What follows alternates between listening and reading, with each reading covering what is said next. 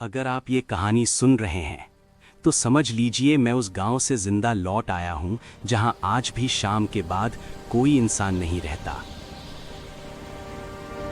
मेरा नाम कभी बताना जरूरी नहीं था, क्योंकि इस गांव में नाम नहीं, सिर्फ आत्माएं याद रखी जाती हैं। मैं एक ट्रैवल व्लॉगर था और यही मेरी सबसे बड़ी गलती थी। रास्ते में एक टूटा हुआ बोर्ड दिखा जिस पर लिखा था, सूरज ढलने के बाद रुकना मना है। मैं हंस दिया। मुझे नहीं पता था ये हंसी आखिरी होगी। जैसे ही मैं गांव में घुसा, हवा ठंडी हो गई, कुत्ते रो रहे थे और हर घर के दरवाजे अपने आप बंद थे। तभी मुझे एक बूढ़ा दिखा। उसकी आंखें मेरी नहीं, मेरे पीछे कुछ देख रही थी। उसने कहा, रात होने से पहले निकल जा बेटा। सूरज डूबते ही मंदिर की घंटी अपने आप बजने लगी, पर गांव में कोई नहीं था। और तभी मुझे किसी के चलने की आवाज आई। मैंने पीछे मुड़कर देखा, कोई नहीं था, लेकिन जमीन पर 4 पैरों के निशान थे और मैं अकेला था। मैं भागकर एक पुराने घर में घुस गया।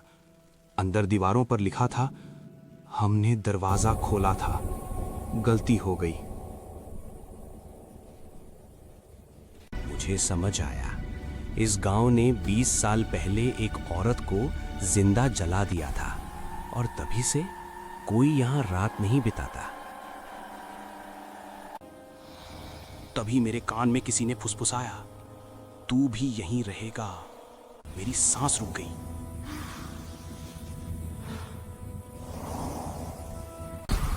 मैंने उसे देख लिया। उसका चेहरा जला हुआ था और आंखें खाली। वो मुस्कुरा रही थी। मैं भागा, लेकिन गांव की हर गली मुझे उसी जगह ले आती थी।